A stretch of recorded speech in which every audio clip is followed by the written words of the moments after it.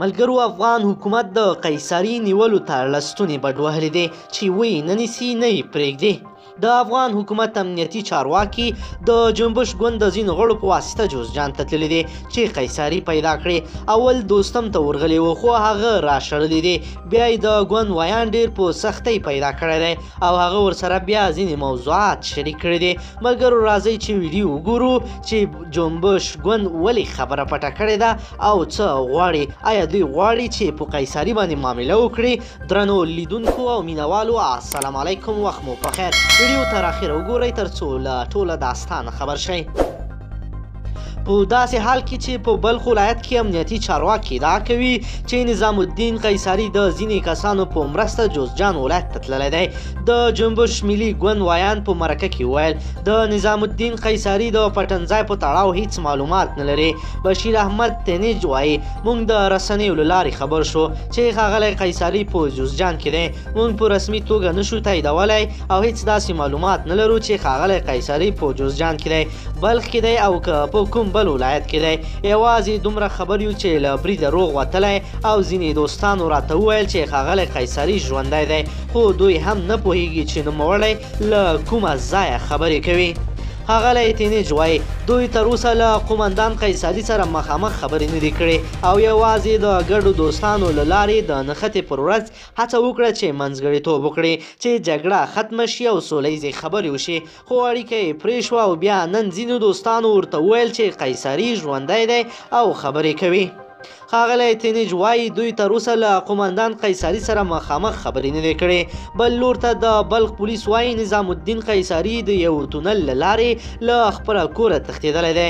امنیتي چارواکي وایي د قیصري پر کور د برید مهال د هغه اړوندو کسان وژل شوي. 45 کسان له نوموړي سره د همکارۍ په شک سره نیول شوي دي او یو شمېر مهمات یې له کوره نیول شوي دي. د بلخ امنیتي مرستیال سید شاه ولی پر خواله رسنیو له خبرو شویو شواهدو داسې معلومیږي چې ګواکې قیصري په جوزجان کې دی او دا خبره سمه ده. د بلخ ولایت امنیه قومندان اجمل فایز نن سه شنبه په یو خبري ناسته کې ویل محکمې د ښاغلي قیصري د نیولو حکم کړی و او امنیتي ځواکونو 3 ورځې وړاندې د لوړپوړو چارواکو د امر پر اساس د ښاغلي قیصري د نیولو هڅه وکړه.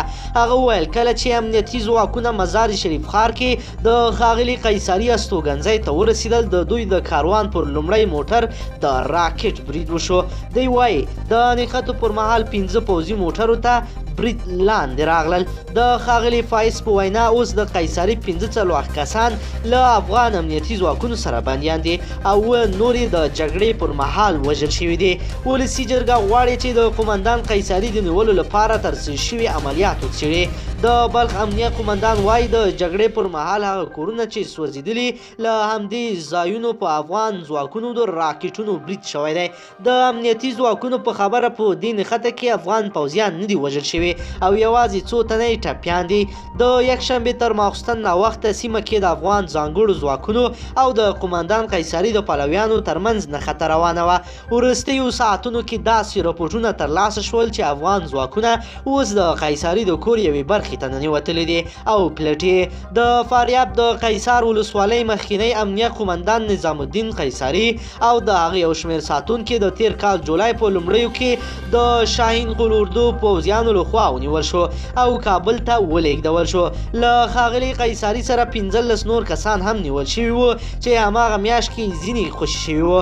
وروسته په ډسمبر میاشت کې افغان لوی څارنوالۍ وویل نظام الدین قیصري به د ملي امنیت ادارې په سپارښتنه او د معتبر ضمانت بدل کې خوشي شي.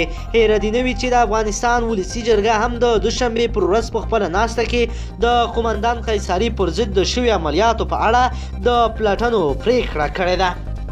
درنو لیدونکو که چیرې غواړئ چې ورته تازه مهمو او لنډو پیښو څخه ځان ډېر په ژرو کې خبر کړئ زموږ چینل د سره ضرور سبسکرایب کړئ او ویډیو لایک کړئ ترڅو زموږ هره نوې ویډیو تر تاسو در ورسیږي.